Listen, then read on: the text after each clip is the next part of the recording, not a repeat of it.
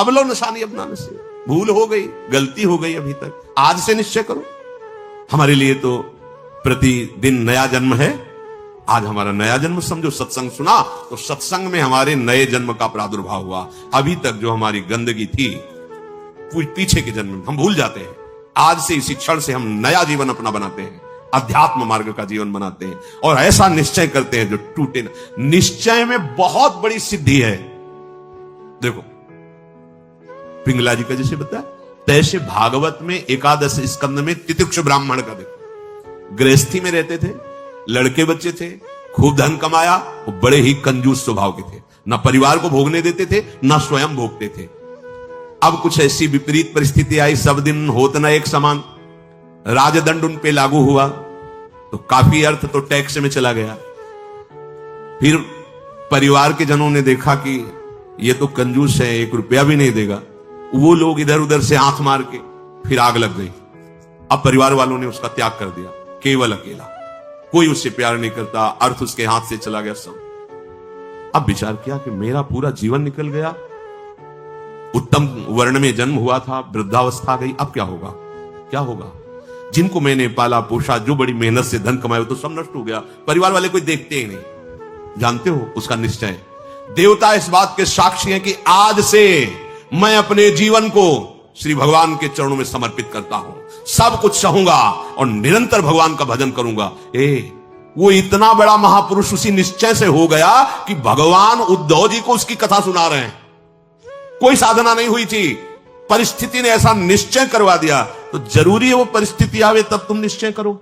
क्या सत्संग में तुम निश्चय नहीं कर सकते तो परिस्थिति का इंतजार करोगे कि ऐसी विपत्ति आवे, ऐसी ठोकर लगे, ऐसी दुर्दशा हो तब तुम निश्चय करो? अरे उसके पहले ही निश्चय कर लो तो दुर्दशा काहे को होगी। ऐसा नहीं कि उसका जीवन मंगलमय हो गया। अब उसके कर्मों का क्षय करने के लिए जब वो संन्यास भाव लेकर विचरण करता, भिक्षा मांगता, तो लोग थूकते, स्पष्ट लिखा हुआ मूत देते, बांध देते, पीटते, उसकी भिक्षा छीन लेते। पर वो अंदर अंदर विचार करता, नहीं, किसी का दोष नहीं है इसमें किसी का दोष नहीं। तो ये कर्म का है, ये कर्म का प्रभाव तो शरीर पर पड़ेगा। ये मुझे दुख क्यों हो रहा है? बहुत बहुत सुंदर मतलब चिंतन उनका बना। तो क्या देवता है? इस दुख का कारण देवता है? नहीं, देवता भी तो केवल हमारे शरीर को ही पीड़ा दे सकते हैं। मेरे को क्यों हो रहा है? काल नहीं, वो तो आत्मस्वरूप है, उसका भी प्रभाव इसी शरीर पर होगा। मेरा स्वरूप तो कालातीत है। तो फिर क्या है? भ्रम। हाँ, ये भ्रम है। मैं तो निर्विकार चिदानंद अपने स्वरूप में स्थित हो गया, ब्रह्मबोध संपन्न महापुरुष हो गया हो। और तितिक्ष ब्राह्मण नाम से वर्णन किया है भगवान ने। इसलिए निश्चय में बड़ी सामर्थ्य है। हमारा निश्चय बड़ा ढुलमुल है। इसे प्रार्थना है, बहुत बड़ा मार्ग मिला है आपको। इसे भगवत मार्ग कहते हैं, अध्यात्म मार्ग कहते हैं। ये अंतिम जन्म वालों को मिलता है, जिनका आखिरी जन्म होता है। अगर चूक करोगे तो व्यर्थ तो नहीं जाएगा, पर और समय लग जाएगा। काहे कुछ समय बर्बाद करो, आज निश्चय करो। गोस्वामी जी कह रहे, देखो निश्चय, गोस्वामी जी बाल्यावस्था से भगवान में रत थे, ऐसा नहीं है कि वो भजन नहीं करते थे, ऐसा नहीं है। जन्म हुआ था तब बोले थे राम, जैसे बच्चा रोता है ना, तो गोस्वामी जी रोए नहीं थे, राम बोले थे, इसलिए राम बोला नाम पड़ा था। राम बोला, प्रकट हुए थे तभी राम। तो ऐसा भी नहीं था कि आसक्ति नहीं थी शरीर में या अन्य, ऐसा भी महापुरुष जन लीला दर्शाते हैं, वो हमारी हिम्मत के लिए।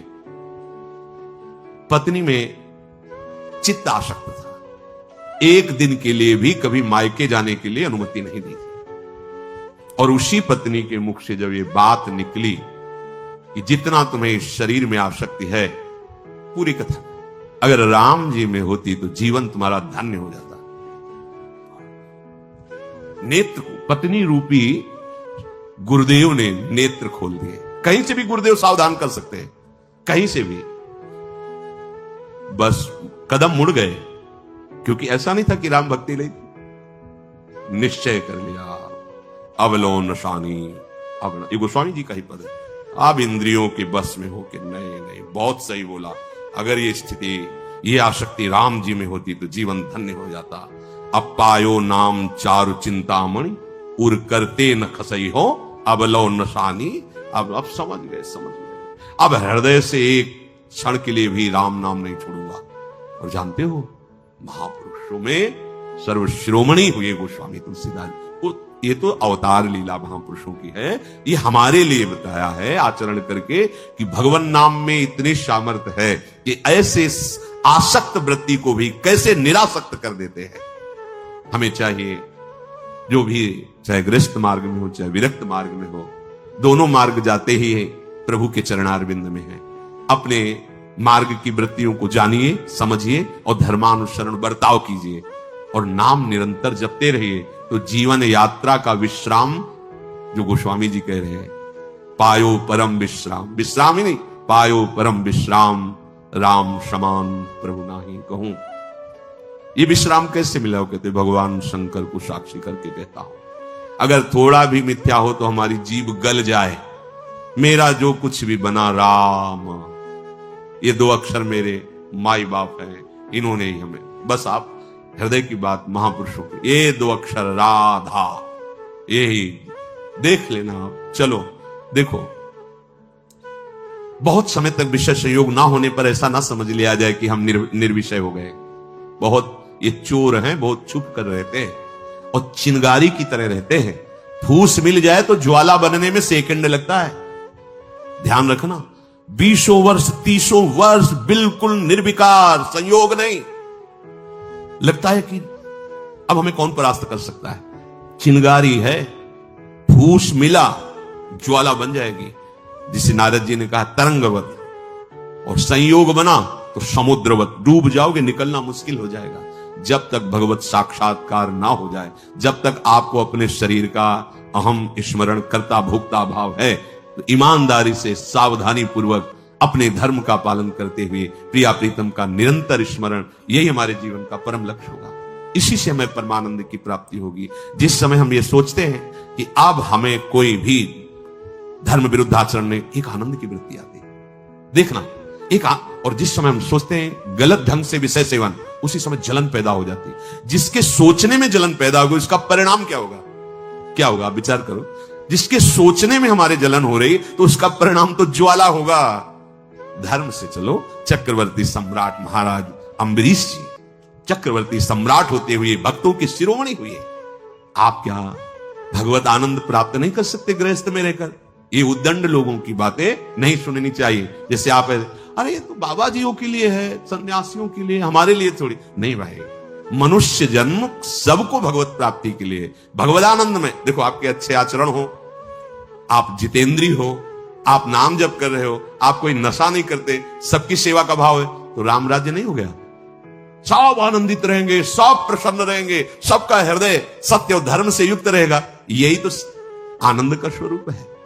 जब आप शास्त्र और सत्संग स्वीकार नहीं करते, तो आपके अंदर आसुरी वृत्ति बढ़ती, राक्षसी वृत्ति, और फिर देखो अपने को दुखी, अपने परिवार को दुखी, अपने नगर को दुखी, अपने देश को कलंकित, क्या क्या नहीं करवा देती है राक्षसी बुद्धि। इसलिए भाई, ये सत्संग, गृहस्थ, विरक्त, जो भी जहां भी है, सबके मंगल के लिए वहीं रहो, वहीं रहो, प्रभु के होके रहो।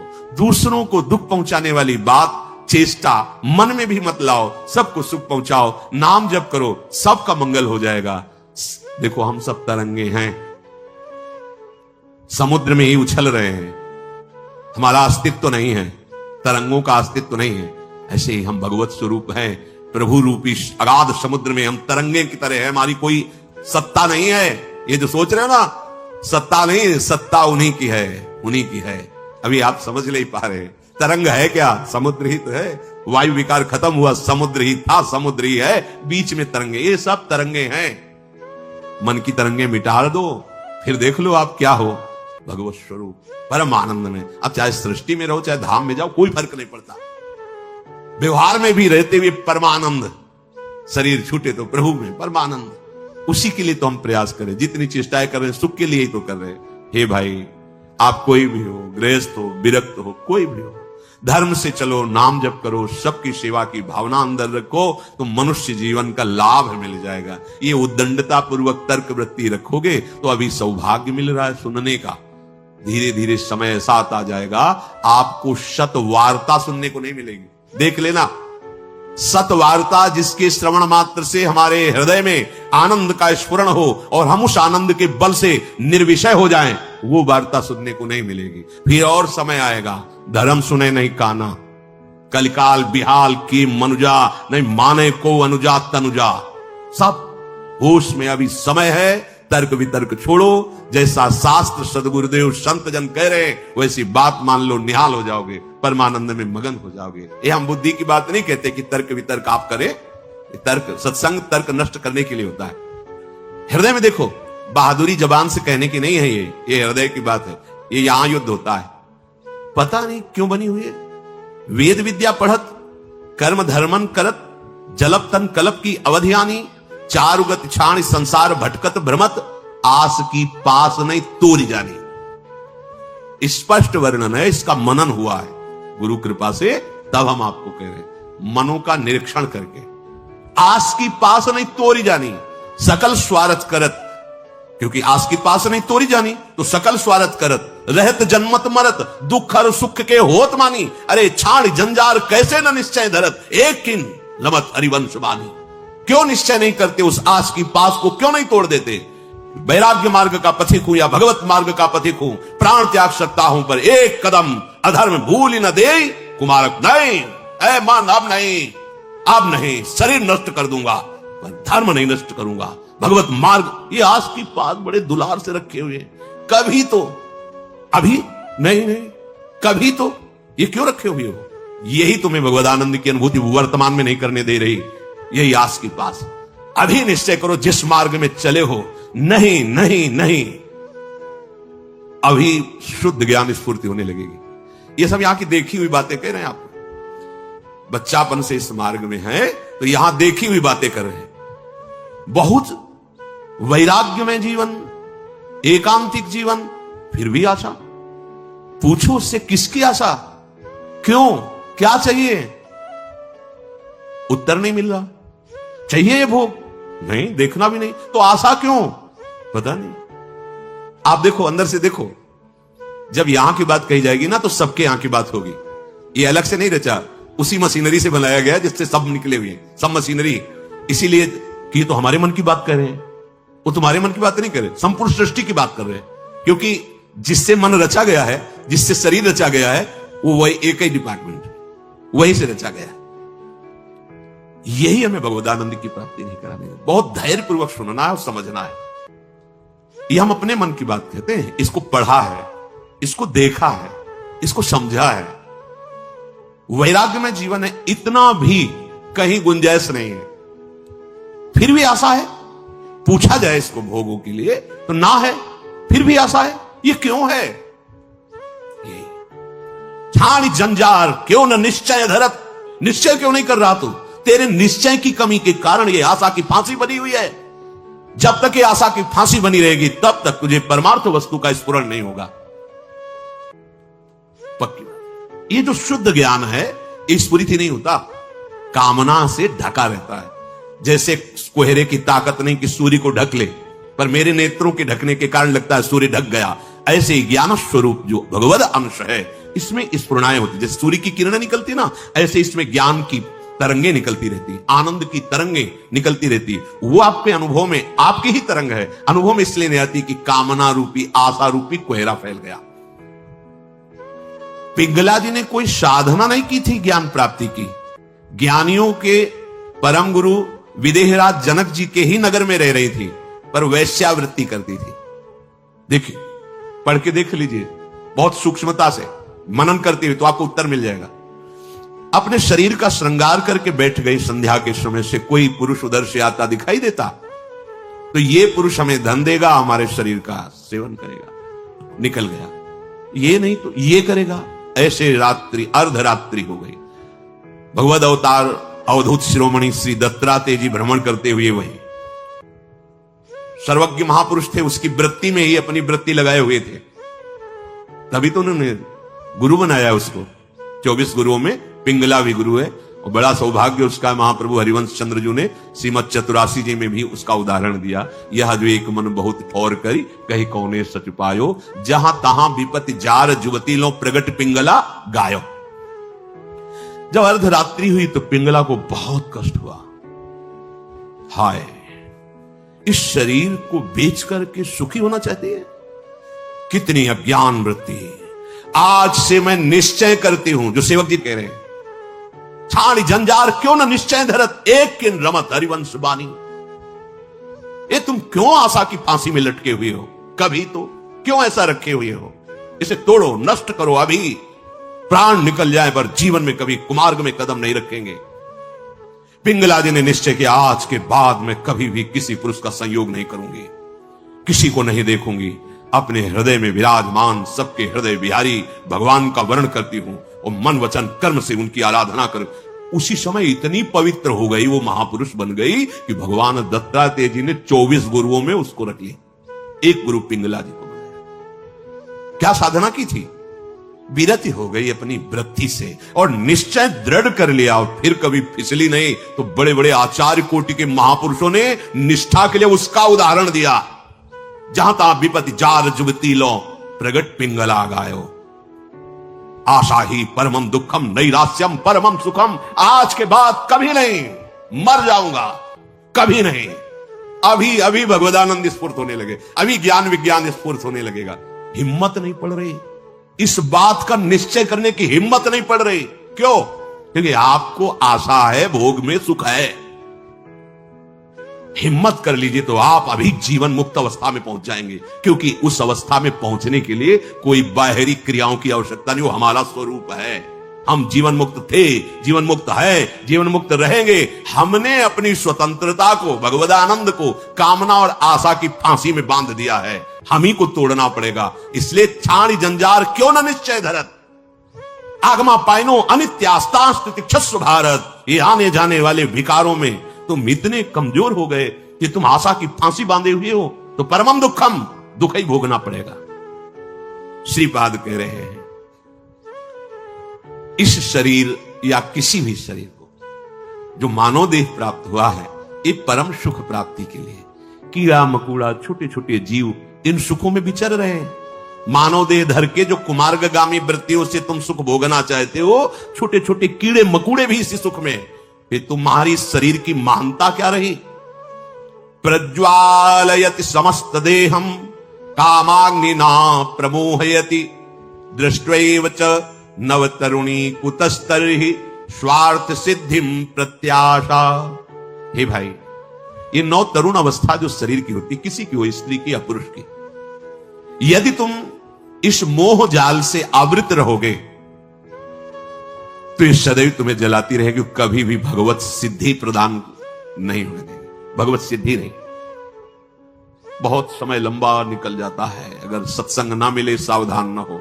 हितधाम में एक 65 वर्ष के प्रार्थना कर रहे थे कि मेरी पूर्व से वृत्ति स्वयं के द्वारा तो मैं आज खुलकर सभा में कह रहा हूं कि मैं आज उस गलती से बहुत परेशान हूं और आज भी वही मेरे से गलती होती है।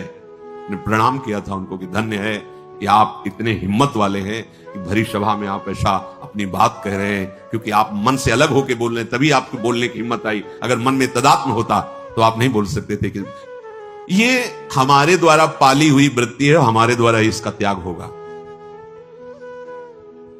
भगवान श्री सुखदेव जी को इसीलिए सबसे बड़ा वैरागी कहा गया है। 16 वर्ष की अवस्था है, शरीर का भान नहीं, दिगंबर है, कोई शरीर पे वस्त्र नहीं और भगवान के चिंतन में मगन है। इसी अवस्था में त्याग और वैराग्य की। अब जब ये इंद्रियां काम नहीं कर रही, मन बुद्धि और सब मलिन, अब वो ढेर है, कुछ भी निर्णय नहीं निकल सकता। बहुत संस्कार गंदे हो जाते हैं यौवन अवस्था में। अहो भाग्य है जो इस यौवन अवस्था में संयम नियम धारण करके अपनी वासनाओं को। श्रीपाद कह रहे हैं, हे वृंदावन धाम, हम पे कृपा करो, हमारे मुख में नाम चले, हमारा हृदय इस काम आदि की आशाओं को त्याग करके प्रिया प्रीतम के चिंतन में डूबे। ये आपकी कृपा से होगा और वो कृपा हम सब पे है। सत्संग मिल रहा है रोज, ये प्रातःकालीन बेला में जो शब्द जा रहे हैं, इनको अंदर से केवल धर्म, गृहस्थ धर्म की पूर्ति के लिए बकाया उदासीन रहो। इस वृत्ति को अगर आप अपने अंदर अपनाए रहोगे तो सब छुड़वा देगा। ध्यान रखना, सब छुड़वा देगा। ये वैराग्य का वेश, ये धाम, ये प्रिया प्रीतम, ये नाम, ये महिमा, कुछ नहीं हो रहा है, चिंता मत करो। भगवत प्राप्ति होगी। धाम में हो ना, भगवत सहारे हो ना, भगवत आश्रित वेश धारण कुमार्गामी वृत्ति का जो आशा की फांसी उसको छोड़ दो, फिर आप देखो भजन होगा। आप करोगे नहीं, स्वाभाविक होगा भजन, स्वाभाविक ज्ञान विज्ञान की वृत्तियां उत्पन्न होगी, आप आनंदित हो जाओगे। एक राजा बहुत बलवान था, उसने अपने शत्रु पक्ष के राजा का नाश कर दिया। उसका अकेला लड़का था और उसकी मां। अब हर समय शत्रु पक्ष का राजा इस चाल में रहता था कि उस बालक को मार दें तो निष्कंटक अधिकार। और उसकी मां बड़ी भागवत थी, रात दिन भजन करती, भगवान से प्रार्थना करती कि भगवान मेरे बालक की रक्षा करना। और भगवान के जो सिद्ध संत होते हैं भगवत स्वरूप होते हैं। उन्होंने विचार किया, संत के हृदय में एकदम भजन में बैठे थे उसी राज्य में, विचार एकदम आया कि अच्छा भगवान का आदेश है तो लीला करनी पड़ेगी।